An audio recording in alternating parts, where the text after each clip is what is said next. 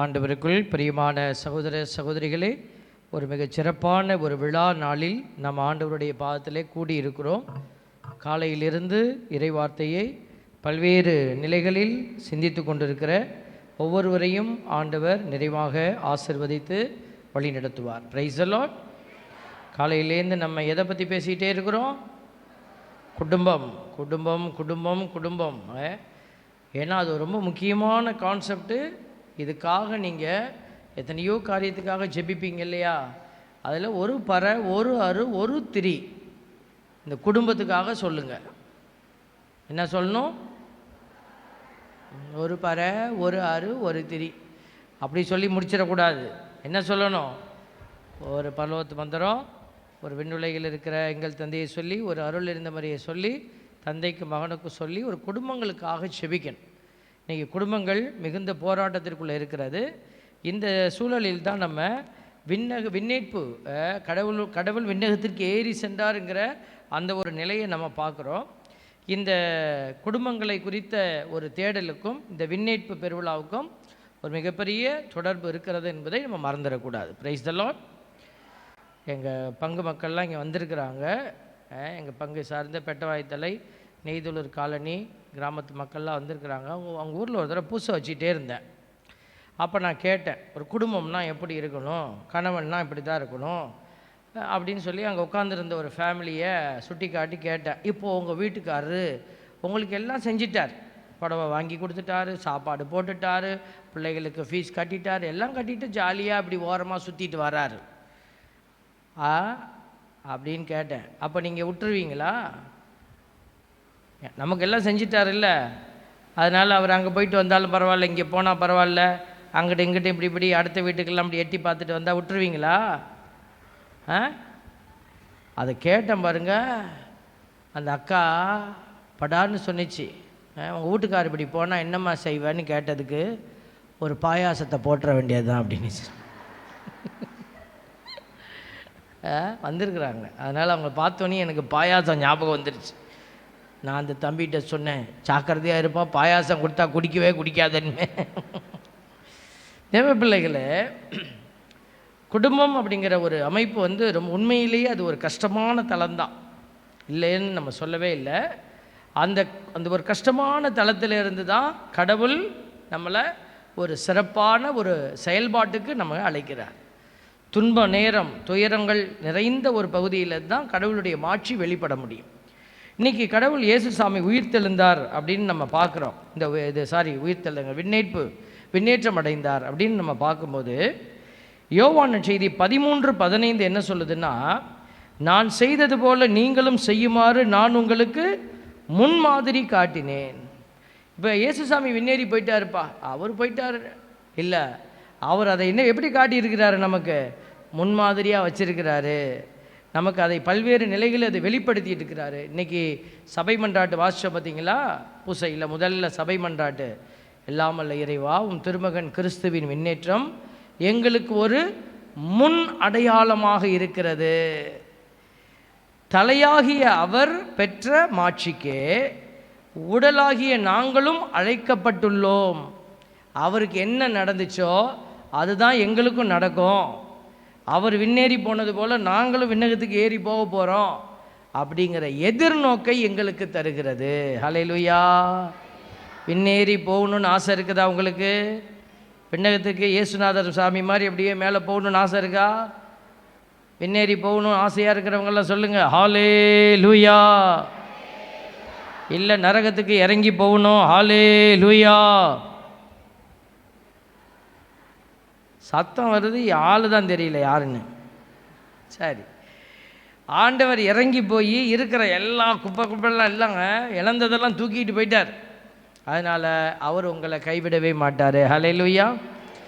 ஆண்டவருக்காக இவ்வளவு வெயிலில் உட்கார்ந்துருக்கிறீங்களே, ஆண்டவர் என்ன செய்வார் உங்களுக்கு? நரகத்தில் 10 நாள் கஷ்டப்படுறத 9 நாளாக ஆக்கிடுவார். Price the Lord. அங்கே இருக்கிற வெப்பத்தை கொஞ்சம் தணிச்சிடுவார். என் பிள்ளை ரொம்ப கஷ்டப்பட்டுச்சுப்பா, அதனால் அந்த வெப்பத்தோட ஹீட்டை கொஞ்சம் குறைச்சி விடுப்பா அப்படி சொல்லி குறைப்பாரா? குறைப்பார், கொஞ்சம் பேர் குறைப்பாருங்க. ஆனால் நீ நரகத்துக்கே போக மாட்டேன்னு நான் சொல்லிக்கிட்டு இருக்கிறேன். ஹல்லேலூயா. ஆண்டவருக்காக இவ்வளோ கஷ்டப்படுற பிள்ளை ஆண்டவர் விட்டுடுவாரா? Price the Lord. உனக்கொருவர் இருக்கிறார், உன்னை விசாரிக்க துடிக்கிறார், உன்னையும் என்னையும் இயேசு நேசிக்கிறார், உன்னை மோட்சத்திலே கொண்டு போய் சேர்க்கிறார். சேர்ப்பாரா இல்லையா? அப்புறம் நரகத்தில் குறைப்பாருன்னு கேட்டால் குறைச்சிடுவார் சாமி, கொஞ்சம் குறைச்சிடுவார். ஏன் நரகத்துக்கு போகிறேன்? ஆண்டவர் உன்னை விண்ணேற்றத்துக்கு எடுத்துக்கொண்டு போக போகிறார். ஹல்லேலூயா. Praise the Lord. ஆமாம், ஆண்டவருக்காக நீங்கள் ஒரு பிட்டு அப்படி எடுத்து கொடுத்தாலும் அதை திருப்பி அவர் என்ன செய்வார்? பல மடங்கு ஆசீர்வாதமாக போக மாட்டார். அதனால தான் சொல்கிறோம், நீங்கள் தைரியமாக நல்லது செய்யுங்க, தைரியமாக உயிரை கொடுங்க. யாராவது வெட்ட வந்தா வெட்டுறா, இயேசுக்காக வெட்டுறா அப்படி சொல்லுங்கள், ஒன்றும் குறைஞ்சி போக போகிறதில்ல. Price the Lord. இப்போ தெரியாது, வெட்ட வரப்போ தான் தெரியும். வெட்டுறான்னு சொல்கிறோமா, ஐயான்னு காலில் உழுவுறோமான்னு. ஆண்டவர் அந்த நேரம் நமக்கு அருள்வார். Price the Lord. ஆண்டவர் கொடுப்பார். அந்த நேரம் உங்களுக்கு பலன் எப்படி வரும் தெரியாது. இப்போ நமக்கு பயமாக இருக்கலாம், ஆனால் அந்த நேரம் நம்ம சொல்லுவோம், இயேசு தான் ஆண்டவர், உன்னால் என்ன செய்ய முடியுமோ செஞ்சுக்கோ அப்படின்னு சொல்கிற அந்த அதிகார பலத்தை ஆண்டவர் உங்களுக்கு கொடுப்பார். ஹல்லேலூயா. தேவ பிள்ளைகளே, இந்த விண்ணேற்றத்திற்கான அடையாளம் பாருங்கள், எதிர்நோக்கு. அவர் முன் அடையாளத்தை கொடுத்திருக்கிறாரு, நாமும் அதே இதுக்கு அழைக்கப்பட்டிருக்கிறோம் என்ற எதிர்நோக்கை நமக்கு தரார். எதிர்நோக்கு எபேசியர் 1:18-19 பாருங்க. கடவுளுடைய அழைப்பு உங்களுக்கு எத்தகைய எதிர்நோக்கை தந்துள்ளது என்றும், இறை மக்களுக்கு அவர் அளிக்கும் உரிமை பேறு எத்துணை மாட்சிமிக்கது என்றும், அவர் மீது நம்பிக்கை கொள்பவர்களாகிய நம்மிடம் செயலாற்றுகிற அவரது வல்லமை எத்துணை ஒப்புயர்வற்றது மேலானது என்றும் நீங்கள் அறியுமாறு உங்கள் அகக்கண்கள் ஒளியூட்ட பெறுவனவாக கடவுள் இந்த அற்புதத்தை உங்களுக்கு செய்வார். ஹல்லேலூயா. இந்த காரியத்துக்காகத்தான் நம்ம என்ன செய்கிறோம்? அறிவு தெளிவோடு இருக்கணும்னு அழைக்கப்படுகிறோம். கடவுள் நேற்றே நான் சொன்னேன், அறிவு தெளிவோடு இருங்க, பகலை சார்ந்த பிள்ளைகளாக இருங்க, இருளின் பிள்ளைகளாக இருக்காதீங்க. இதெல்லாம் செஞ்சால் எனக்கு என்ன சாமி நடக்கும்? இதுதான் கிடைக்கும். இயேசுவை போல் நீங்கள் விண்ணகத்துக்குள்ளே ஏறி செல்லக்கூடிய ஒரு அற்புதம். இயேசு விண்ணேறி போனாரா? நிறைய இடத்துல நமக்கு சாட்சி இருக்குது. இன்றைக்கி மாற்கு நற்செய்தியில் வாசித்தோம், லூக்கா நற்செய்தியில் அதுக்கான 24வது அதிகாரத்தில் அதற்கான அடையாளங்கள் இருக்கிறது. இயேசு பெத்தானியா வரை சீடர்களை அழைத்து கரங்களை உயர்த்தி ஆசி வழங்கி அவர்களுக்கு ஆசி வழங்கி கொண்டிருந்த போதே அவரிடமிருந்து விண்ணேற்றம் அடைந்தார். உடனே சீடர்களெல்லாம் என்ன செஞ்சாங்க? அடிச்சுக்கிட்டு அழுதாங்களா? ஐயோ இயேசுவே போகிறீங்களே அப்படின்னு அழுதாங்களா? அவர்கள் அவரை வணங்கிவிட்டு பெருமகிழ்ச்சியோடு எருசலேம் திரும்பி சென்றார்கள். ஹல்லேலூயா. இந்த எருசலேம் அப்படிங்கிற அடையாளம் என்ன தெரியுங்களா? இயேசு சாமி எருசலேமுக்குள்ளே எதுக்கு போனார்? கடைசியா கல்வாரி மலையில் சாவதற்காக மேலே போனார். கல்வாரி எருசலேமுக்குள்ளே போனார். இவங்களும் இந்த எருசலேமுக்குள்ளே எதுக்கு போனாங்க? ஆண்டவருக்காக உயிரை கொடுப்பதற்காக போனாங்க. Price the Lord. பார்த்துட்டாங்க, கண்ணுக்கு முன்னாடி இயேசு அடிக்கப்பட்டார், நொறுக்கப்பட்டார். அதன் பிறகு அவர் விண்ணகத்திற்கு ஏறி சென்றார். ஆண்டவர் சொன்னது தான், நீங்களும் என்னை போல தந்தையினுடைய மாட்சிக்காக செயல்பட்டீங்கன்னா உங்களுக்கு இதான் கிடைக்க போகுது. அதை நிறைய இடத்துல லூக்கா நற்செய்தியில் அதை உணர்த்தி இருக்கிறாரு. அதே போல் 1 தீமோத்தேயு 3:16 பார்த்தீங்கன்னாக்க நமது சமயத்தினுடைய மறை உண்மை உயர்வானது அப்படின்னு சொல்லிக்கிட்டு கடைசியாக அதில் இயேசு என்ன செய்தார்? வெளிப்படுத்தப்பட்டார், மெய்ப்பிக்கப்பட்டார் அப்படிலாம் சொல்லிட்டு கடைசியாக மாட்சியோடு விண்ணேற்றம் அடைந்தார். பாருங்கள், இந்த வார்த்தை வருது. அடுத்தது நம்ம பார்க்குறோம், திருத்துதர் பணி 1:22 சொல்லுது, திருமுழுக்கு கொடுத்து வந்த காலம் முதல் ஆண்டவர் இயேசு நம்மிடமிருந்து விண்ணேற்றம் அடைந்த நாள் வரை. அவங்க இன்னொரு சீடரை தெரிந்தெடுக்கும் போது அவங்க எங்கே கணக்கு வைக்கிறாங்க? அவர் விண்ணேற்றம் அடைந்த நாள் வரை நம்மளோட இருந்த ஒருத்தரை தெரிந்தெடுக்கணும். இப்போ நமக்கு அந்த விண்ணேற்றம் அடைந்தார்ங்கிறதுக்கு இது ஒரு சான்று. திருத்துதர் பணி 1:2 சொல்லுது, விண்ணேற்றம் அடைந்த நாள் வரை அவர் செய்தவை கற்பித்தவை யாவற்றையும் குறித்து எனது 1ஆம் நூலில் எழுதினேன் அப்படின்னு எழுதப்பட்டிருக்கு. அப்போது விண்ணேற்றத்தை அவங்க உறுதி செய்கிறாங்க. திருத்துதர் பணி 3:21 விண்ணேற்றமடைந்த இயேசு யாவும் சீர்படுத்தப்படும் காலம் வரை விண்ணுலகில் இருக்க வேண்டும் அப்போ விண்ணேற்றம் அடைந்த இயேசு. அப்போ இந்த அடையாளங்கள் எல்லாம் நம்மளுக்கு ஒரு உறுதியை தருகிறது. இயேசு சாமி விண்ணேற்றம் அடைந்தார் என்று திருத்தூதர்கள் நம்பினார்கள். Praise the Lord. திருத்தூதர்கள் நம்பினாங்க. இப்போ யார் நம்பணும்? நாம் நம்பணும். அப்போ நம்முடைய செயல்பாடுகளுக்கு என்ன முடிவு அப்படின்னா எதிர்நோக்கு அப்படிங்கிற வார்த்தை இங்கே வந்து நிற்கிது. கண்ணுக்கு முன்னாடி உடனே பலன் கிடைக்காது. நான் சொன்னேன் இல்லைங்களா, கண்ணுக்கு முன்னாடி உடனே எனக்கு இன்றைக்கி ஜெபிச்சா நாளைக்கு நடக்குமா? நடக்காது. ஆனால் விண்ணகத்தினுடைய மாட்சியை பெறுவதற்கு நம்ம காத்திருக்கிறோம். நன்மைகளை செஞ்சுட்டு மன்னிப்பை கொடுத்துட்டு இரக்கத்தை கொடுத்துட்டு எல்லாம் நன்மை செய்துட்டு நம்ம அமைதியாக நிற்கிறோம். ஆண்டவர் அவருடைய நேரம் வருகிற பொழுது உங்களுக்குரிய அந்த மாட்சியை கொடுத்து உங்களை ஆசீர்வதிப்பார். Price the Lord. பாருங்கள், அடுத்ததாக இந்த முதல் வாசகத்தில் வரக்கூடிய அந்த அடையாளத்தை நீங்கள் பார்த்தீங்கன்னாக்க, முதல் வாசகம் அவர் எப்படி எழுந்தருளி போனார். அவர்கள் கண்கள் முன்பாக அவர் மேலே எடுத்துக்கொள்ளப்பட்டார். மேகம் ஒன்று அவரை எடுத்து சென்று அவர்கள் பார்வையிலிருந்து மறைத்து விட்டது அப்படின்னு எழுதியிருக்குது. இந்த மேகத்தோடைய அடையாளம் என்ன அப்படின்னு நம்ம பார்க்குறோம். நம்ம தொடக்க நூலில் 9:13 சொல்லுது, என் வில்லை மேகத்தின் மேல் வைக்கிறேன். ஆண்டவர் சொல்கிறார். எதுக்கு? உடன்படிக்கையின் அடையாளமாக இது இருக்கட்டும். உடன்படிக்கையின் அடையாளம் எது? வானவில். அதை எங்கே வைக்கிறாரு? மேகத்தின் மேல் வைக்கிறேன். அப்போ மேகம் என்பது கடவுளுடைய பிரசன்னம் நிலவுகிற ஒரு அடையாளம். அடுத்தது நம்ம பார்க்குறோம் விடுதலை பயணம் 13:21 ஆண்டவர் பகலில் அவர்களை வழிநடத்த மேகத்தூணிலும் இரவில் ஒளிகாட்ட நெருப்பு தூணிலும் இருந்தார்.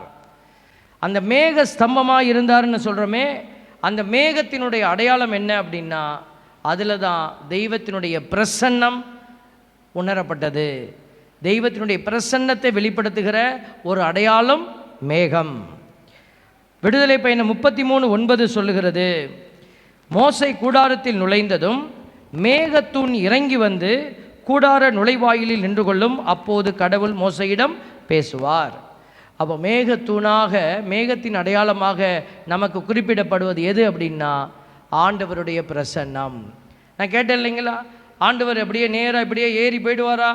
ஏறி போனதை பார்த்தாங்களான்னா இல்லை, மேகம் வந்து அவரை மறைச்சிருச்சு. அப்படின்னா என்ன அர்த்தம்? அவர் தெய்வ நிலையிலே இணைந்து விட்டார். அவர் தெய்வத்தினுடைய அந்த அடையாளத்திற்குள்ளே அவர் ஒருவராக மாறிவிட்டார். அவருடைய அந்த அடையாளம் என்பது நம்ம கண்ணில் பார்க்குறது போல் அப்படி நேராக போய் அங்கே சேரில் உட்காந்துருப்பார். இல்லை, வலப்புறம் அமர்ந்திருப்பார் அப்படின்னோனையும் நீங்கள் நினச்சிக்கிட்டே போகக்கூடாது. நான் போய் அவர் வலப்புறத்தில் எந்த சேரில் உட்காந்துருக்கிறாருன்னு பார்க்கணும், எப்படி உட்கார்ந்துருக்கிறார் பார்க்கணும். இல்லை, இதெல்லாம் மனிதன் உணர்ந்து கொள்வதற்கான அடையாளங்கள். இந்த மேகம் என்கிற வார்த்தை நமக்கு காட்டுகிற அடையாளம் என்னென்னா கடவுளுடைய பிரசன்னத்தில் மகனாகிய மனிதனாக இருந்த இயேசு இணைந்தார் என்கிற அடையாளத்தை அது உறுதி செய்கிறது. அதில் வரக்கூடிய ஒரு வார்த்தை பாருங்கள், உங்கள் வாழ்வு அவரோடு இணைந்து கடவுளிடம் மறைந்து இருக்கின்றது. இந்த வார்த்தைகளை நம்ம வாசகத்தில் நம்ம பார்க்குறோம். கடவுளோடு அது என்ன செய்திருக்கிறது? இணைந்து இருக்கிறது அப்படின்னு சொல்லப்பட்டிருக்கிறது. அப்போது நம்ம அதுக்கு முன்னாடி இந்த 2வது வாசகத்தில் நம்ம பார்க்கக்கூடிய ஏறி சென்றார் என்பதனால் அதன் முன்பு மண்ணுலகின் கீழான பகுதிகளுக்கு அவர் இறங்கினார் என்று விளங்குகிறது அல்லவா? இன்றைக்கி குடும்பத்தை பற்றி நம்ம பேசுகிற பொழுது நாமும் விண்ணகத்திற்கு ஏறுவதற்கு ஒரு வழிவகை உண்டு. விண்ணகத்தில் நீங்கள் ஏறணும்னா அதுக்கு முன்னாடி நீ இறங்கணும் கீழே. குடும்பம் என்கிற அமைப்பு அந்த இடத்துல உங்களுக்கு அதுக்கான தலங்களை அமைத்து கொடுக்கிறது. நமக்கு வீட்டுக்குள்ளே இருக்கக்கூடிய சில அடையாளங்கள், கணவன் மனைவி ஒருவருக்கொருவர் தாழ்ந்து போவது, இறங்கி நிற்பது. மாமியார் பெரியவங்க இருக்கிறாங்கன்னா அவங்களுக்கு முன்னாடி இறங்கி நிற்பது, அவர்கள் சொல்வது தவறாக இருந்தாலும் சரின்னு ஏற்றுக்கொள்வது. பலியை விட கீழ்ப்படுதலையே விரும்புகிறேன். நம்ம அந்த இடத்துல வார்த்தையை வச்சு ஜெயிக்கிறது இல்லை. பாருங்கள், இயேசு சாமி ஏறி சென்றார் என்பதனால் அதன் முன்பு மண்ணுலகின் கீழான பகுதிகளுக்கு அவர் இறங்கினார் என்பது, பாதாளங்களுக்குள்ளே இறங்கினார். அது எவ்வளவு ஒரு கேவலமான ஒரு விஷயம். நரகத்துக்குள்ளே இறங்குறது, சாவு தான் அவரை இறக்கும். அதனால தான் இயேசு இறந்தார். இறந்து அவர் பாதாளங்களுக்குள்ளே போனார். அப்படின்னா அவர் தன்னை எவ்வளவு தூரம் தாழ்த்தி தந்தையினுடைய மாட்சிக்காக செயலாற்றி இருக்கிறார். இப்போ குடும்பத்தில் இருக்கக்கூடிய நீங்கள் கணவனுக்காக மனைவிக்காக தாழ்ந்து போகிறதுல என்ன ஒரு கஷ்டம் இருக்க முடியும்? ஆண்டவர் இயேசு தாழ்ந்து போயிருக்கிறாரு. அப்போ ஆண்டவருடைய தாழ்ச்சி, ஆண்டவர் இறங்கி சென்ற அந்த நிலை தான் அவரை உயர்த்தி இருக்கிறது. இப்போ குடும்பத்தில் நம்ம செய்யக்கூடிய நன்மையான காரியங்கள் பாருங்களேன், நம்மை இந்த மேகத்தில் இணைக்கக்கூடிய ஒரு சாட்சியங்கள் இதெல்லாம். உங்கள் வாழ்வு அவரோடு இணைந்து கடவுளிடம் மறைந்து இருக்கிறது அப்படின்னு எழுதப்பட்டிருக்கிறது. நீங்கள் கிறிஸ்துவோடு உயிர் பெற்று எழுந்தவர்களானால் மேலுலகு சார்ந்தவற்றை நாடுங்கள், அங்கு கிறிஸ்து கடவுளின் வலப்பக்கத்தில் அமர்ந்திருக்கிறார். கொலோசியர் 3 வாசிக்கிறேன். இவ்வுலகு சார்ந்தவை பற்றி அல்ல, மேலுலகு சார்ந்தவை பற்றியே எண்ணுங்கள். அப்போ உங்கள் வாழ்வு அவரோடு இணைந்து இருக்கிறது அப்படின்னா உங்களுடைய எண்ணங்கள் எப்படி இருக்கும்? இயேசுவோடு இணைந்ததாக இருக்கணும். இயேசுவினுடைய எண்ணங்கள் உங்களுடைய எண்ணங்களாக இருக்கணும். கிறிஸ்துவ விழுமியத்தினுடைய எண்ணங்கள் உங்களுடைய எண்ணங்களாக இருக்கணும். இயேசு சொன்னார்னு சொல்கிறத உறுதி செய்வது எங்கன்னா திருச்சபை. அதுக்கு தான் இன்றைக்கி கத்தோலிக்க மறைக்கல்வி நூலிலேருந்து நான் எடுத்து வாசி காட்டுறேன். அப்போ இந்த கத்தோலிக்க திருச்சபை உங்களை எப்படி வழிநடத்துது? இயேசுவினுடைய மறைவுடலாகி இந்த திருச்சபை நீங்கள் இப்படி இருந்தால் தந்தைக்கு மாட்சி அளிக்கக்கூடிய அடையாளமாக இருப்பீங்கன்னு உங்களுக்கு சொல்லிக் கொடுக்குது. ஒவ்வொரு வரியாக சொல்லிக் கொடுக்குது. அதனால தான் ஒவ்வொன்றையும் வாசித்து விளக்கி சொல்கிறோம். அப்போ இவைகளை நீங்கள் பார்க்குற போது நாம் கடவுளோடு இணைந்திருந்தால் தான் செயல்பட முடியும். இணைந்திருந்தாலன்றி நீங்கள் கனிதர முடியாது. யோவான் நற்செய்தி 15 மிக அழகாக அந்த வார்த்தை வந்துகிட்டே இருக்கும். ஆகவே நீங்கள் இந்த கொலோசியர் 3 சொல்லப்பட்டிருக்கிறது பாருங்கள், நீங்கள் கிறிஸ்துவோடு இறந்து விட்டீர்கள், உங்கள் வாழ்வு அவரோடு இணைந்து, பார்த்தீங்களா, உங்கள் வாழ்வு அவரோடு இணைந்து கடவுளிடம் மறைந்து இருக்கிறது. அதனால தான் நீங்கள் எந்த செயல் செய்தாலும் உங்கள் பெருமைக்கு செஞ்சீங்கன்னா அது மறைந்திருக்கிற நிலை இல்லை. இப்போ நம்ம சாப்பிட்றோம், இந்த சாப்பாடு உடம்புக்குள்ளே போய் மறைஞ்சிடுது. அதை நீங்கள் எடுக்க முடியாது. வெளியில் இட்லியா சப்பாத்தியாக எடுக்க முடியாது. அது உடலோடு போய் மறைந்துடுது. அதனால தான் உடம்பு நல்லா பலனாக இருக்குது. அதே போல் நீங்கள் செய்யக்கூடிய செயலும் கணவனுக்காக, மனைவிக்காக, பிள்ளைகளுக்காக, குடும்பத்திற்காக, உறவுகளுக்காக அது தெய்வத்தோடு மறைந்திருக்கணும். நீங்கள் தனிப்பட்ட விதமாக இதை செய்துட்டு நான் தான் செஞ்சேன்னு நீங்கள் தனியாக நின்னீங்கன்னாக்க அது உங்களுக்கு பலன் கொடுக்க முடியாது. இயேசு செய்த எல்லாத்தையும் தன் பெருமைக்காக அவர் செய்யலை, தந்தையினுடைய மாட்சிக்காக செய்தார். அப்போ நீங்களும் செயல்பட வேண்டிய விதம், நான் எதை செய்தாலும் தந்தையின் மாட்சிக்காக செய்கிறேன், என் இயேசு ஆண்டவருக்காக நான் செய்கிறேன். இந்த மனநிலையோடு நீங்கள் பயணித்தால் மட்டும்தான் நீங்கள் வெற்றியடைய முடியும், விண்ணேற்றம் அடைய முடியும். ஆண்டவர் அந்த பாக்கியத்தை உங்களுக்கு கொடுப்பார். அன்னை மரியாள் விண்ணகத்துக்கு எடுத்துக்கொள்ளப்பட்டாங்கன்னு சொல்கிறோம். தந்தை அந்த பாக்கியத்தை இந்த மகளுக்கு கொடுத்தாங்கன்னாக்க இந்த தாய் எல்லாவற்றையும் தந்தையின் மாட்சிக்காக செய்ததுனால இயேசுவுக்கு கிடைத்த அதே பாக்கியம், தந்தை விண்ணகத்திற்கு உடலோடு எடுத்துக்கொள்ளப்பட்டார் என்கிற அடையாளத்தை திருச்சபை அன்னை மரியாளை கொடுத்து நமக்கு உறுதி செய்கிறது. பிரைஸ் தி லார்ட், ஹல்லேலூயா. கிறிஸ்துவே உங்களுக்கு வாழ்வளிப்பவர். அவர் தோன்றும் பொழுது நீங்களும் அவரோடு மாட்சி பொருந்தியவர்களாய் தோன்றுவீர்கள். என் தேவ பிள்ளைகளே, நாம் இருந்தாலும் இறந்தாலும் ஆண்டவருக்காகவே இருக்கிறோம் என்பதை மறந்துவிடக்கூடாது. இந்த அருமையான நேரத்தில் ஆண்டவர் நமக்கு கொடுக்கிற இந்த விண்ணேற்ற பெருவிழாவினுடைய மாட்சியில், மகிமையில் நமக்கும் பங்கு உண்டு என்பதை உறுதி செய்வது தான் இந்த விழாவின் நோக்கம். கடவுள் தன் பெருமை விளங்குவதற்காக வழிபாட்டில் என்னை சேர்த்துக்கோங்கன்னு சொல்லிட்டு போகல, இயேசுவை பெருமைப்படுத்துறதுக்காக மட்டும் இந்த விழா வைக்கப்படலை. இந்த விழாவில் வாசிக்கப்படுகிற இந்த ஜெபங்கள் நமக்கும் அதில் பங்கு உண்டு. இயேசுவை போல் நீங்கள் மாறினா, இயேசுவை போல் நீங்கள் செயல்பட்டீங்கன்னா, இயேசுவை போல் நீங்கள் ஒளியின் பிள்ளையாக இருந்தீங்கன்னா விண்ணேற்றத்தில் உனக்கு பங்கு உண்டு என்பதை உறுதி செய்கிற விழாவைத்தான் இப்பொழுது கொண்டாடி கொண்டிருக்கிறோம். ஆகவே தொடர்ந்து நாம் ஆண்டவருடைய பிள்ளைகளாக பயணிப்போம். குடும்பம் என்கிற அமைப்பை கொண்டாடுவோம். குடும்பத்தில் ஒருவரை ஒருவர் தாங்கி வாழ்வோம். குடும்பத்தில் இருக்கிற ஒவ்வொருவரையும் நம்ம என்ன செய்வோம்? புகழ்ந்து போற்றுவோம், அப்ரிஷியேட் பண்ணணும். ஒருவரை ஒருவர் நம்ம உயர்த்தி பிடிக்கணும். எப்போ பார்த்தாலும் காயப்படுத்துவதை விட்டுட்டு, அவர்களுடைய கஷ்டத்தை மட்டுமே சொல்வதை விட்டுட்டு, வீட்டில் ஆசீர்வாதத்தினுடைய நிலை ஆழப்படுத்தப்பட நீங்கள் முயற்சி செய்யுங்க. கண்டிப்பாக இறைவன் உங்களை நிறைவை நோக்கி வழி நடத்துவார். ஆமென்.